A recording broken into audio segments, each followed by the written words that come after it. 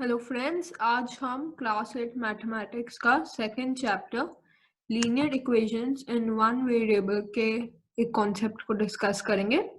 reducing equations to simpler form and equations reducible to the linear form. तो कैसे आप equations को एक सिंपलर फॉर्म में ला सकते हैं ताकि आपके लिए इजीली सॉल्व करना इजी हो जाए, और दूसरा ये कि कैसे आप इक्वेशंस को जो लीनियर फॉर्म में नहीं है उनको आप कैसे लीनियर फॉर्म में ला सकते हैं। तो देखते हैं, एक हमारे पास यहाँ पे एक एग्जांपल है, हमें x के लिए सॉल्व करना है। हमारे पास दिया हुआ है 6x plus 1 divided by 3 plus 1 is equal to x minus 3 divided by 6। अब ये थोड़ा देख के कॉम्प्लिकेटेड लग रहा है क्योंकि यहाँ पे दोनों जगह x के डिनोमिनेटर्स डिफरेंट है, ऊपर से 6x प्लस 1, इसको कैसे सिंप्लीफाई किया जाए। तो यहाँ पे हम दोनों साइड्स ऑफ द इक्वेशन को 6 से मल्टीप्लाई करेंगे।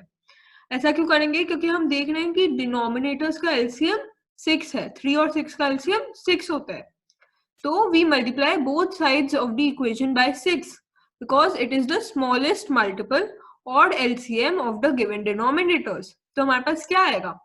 6 into 6x plus 1 divided by 3 plus 6 into 1 is equal to 6 times of x minus 3 divided by 6।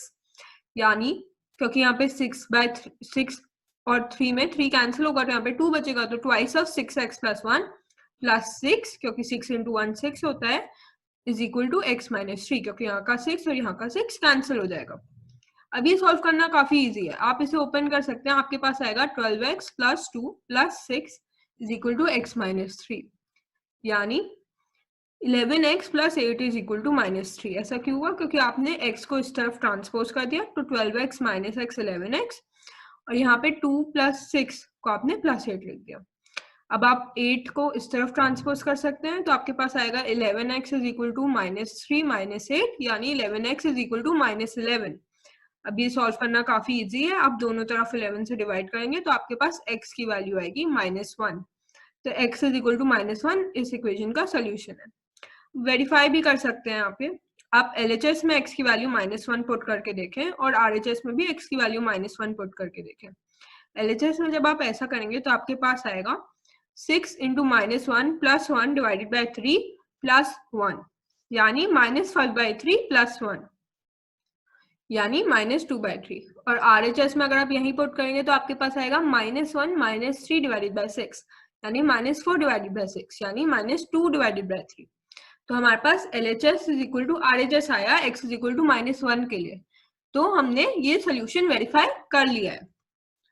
अब हम ने देखा कि we multiplied both sides of the equation by the LCM of the denominators of the terms in the expressions of the equation। तो हमने LCM of the denominator से दोनों sides को multiply किया।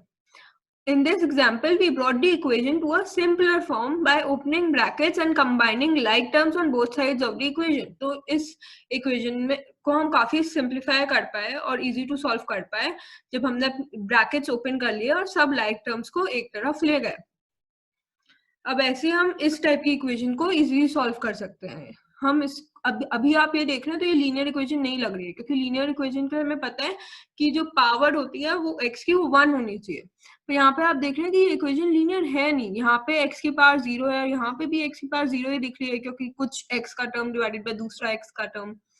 तो this equation is not a linear equation since the equation on it's LHS is not linear. आप देख सकते हैं कि लेफ्ट हैंड साइड में कुछ लीनियर है नहीं, but we can put it into the form of a linear equation. But इसे लीनियर फॉर्म में कन्वर्ट करना बहुत इजी है। We multiply both sides of the equation by 2x plus 3।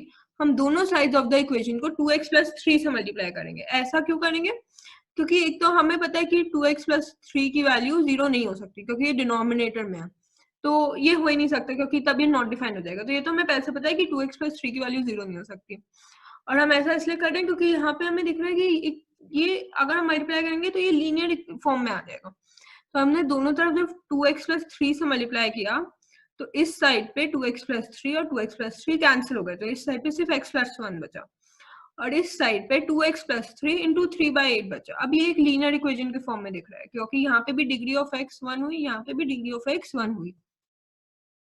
अब ये एक लीनियर इक्वेशन बन गई है। अब इसे सॉल्व करना काफी इजी है। हमने 8 से दोनों साइड पे मल्टीप्लाई किया तो हमारे पास आया 8x + 8 is equal to 6x + 9। यानी अब आप क्या करेंगे, आप 6x को लेफ्ट हैंड साइड पे ट्रांसपोज करेंगे तो आपके पास आएगा 8x - 6x is equal to 2x। तो आपके पास बना 2x + 8 इज इक्वल टू 9। अब आप 8 को RHS में ट्रांसपोज करेंगे तो यानी 2x इज इक्वल टू 9 - 8 यानी 2x इज इक्वल टू 1। अब आप 2 से लेफ्ट हैंड साइड और राइट हैंड साइड को डिवाइड करेंगे तो आपके पास आएगा x is equal to half. अब हम एक एग्जाम्पल लिखेंगे एक वर्ड प्रॉब्लम का, जिसमें हमें इसी टाइप की सिंप्लीफिकेशन का या ट्रिक का यूज करना होगा अपनी इक्वेशन को लीनियर फॉर्म में लाकर सॉल्व करने के लिए। तो एग्जाम्पल है कि present ages of Anu and Raj are in the ratio 4:5। Anu और राज की जो प्रेजेंट एज है वो 4:5 के रेशियो में है। 8 years from now the ratio of their ages will be 5:6। 8 साल के बाद या 8 years के बाद इनकी एजेस का रेशियो होगा 5:6। फाइंड देयर प्रेजेंट एजेस, हमें उनकी प्रेजेंट एज बतानी है।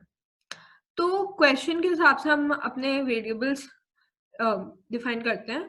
तो क्योंकि क्वेश्चन में जो है कि प्रेजेंट एज 4:5 के रेशियो में है अनु और राज की, तो हम प्रेजेंट एज अनु की अभी के लिए मान सकते हैं 4x years और राज की मान सकते हैं 5x years। यहाँ पे x कुछ कांस्टेंट होगा जो हमें फाइंड करना है। 4x और 5x इनका रेशियो 4:5 है। तो ये हमने क्वेश्चन से यूज किया है इंफॉर्मेशन और फिर हमें ये वेरिएबल्स मिले। और 8 years के बाद क्या होगा, इन दोनों की एज में +8 ऐड होगा क्योंकि 8 years के बाद एज बढ़ जाएगी। तो आफ्टर 8 years अनु की एज होगी 4x + 8 years और राज की एज होगी 5x + 8 years।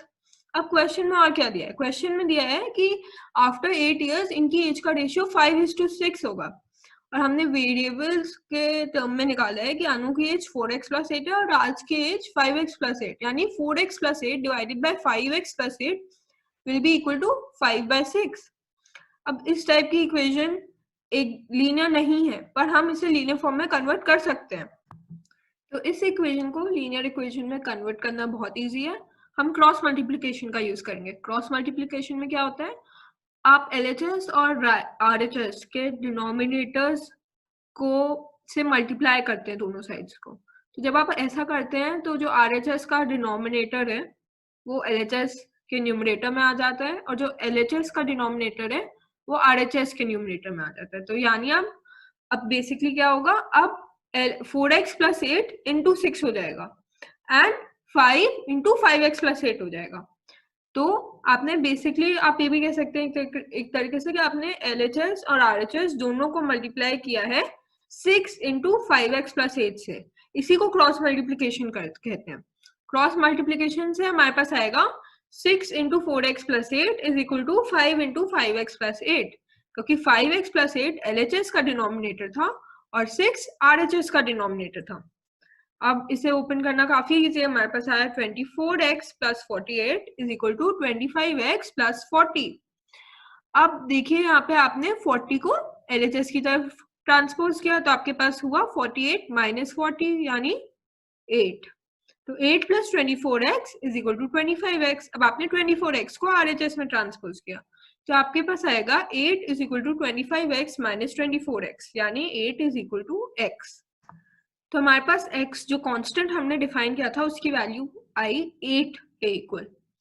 पर हमको एजेस फाइंड करनी है, present ages of Anu and Raj. हमें x की वैल्यू नहीं फाइंड करनी है। तो यहाँ पे क्वेश्चन को कंटिन्यू करना बहुत जरूरी है। कई बार बच्चे भूल जाते हैं और यहीं पे क्वेश्चन को एंड कर देते हैं। हमें याद रखना चाहिए कि हमें अनु और राज की एज फाइंड करनी है जो 4x years और 5x years की इक्वल थी। अब 4x में हमें बस x की वैल्यू 8 पुट करनी है तो अनु की एज आएगी 32 years और राज में हमें सिर्फ 5x में x की वैल्यू 8 पुट करनी है यानी 5 × 8 यानी 40 years। तो एज क्या हुई 32 years एंड 40 years। तो प्रेजेंट एजेस जो इस कंडीशन को सेटिस्फाई करेंगी are 32 years for Anu and 40 years for Raj।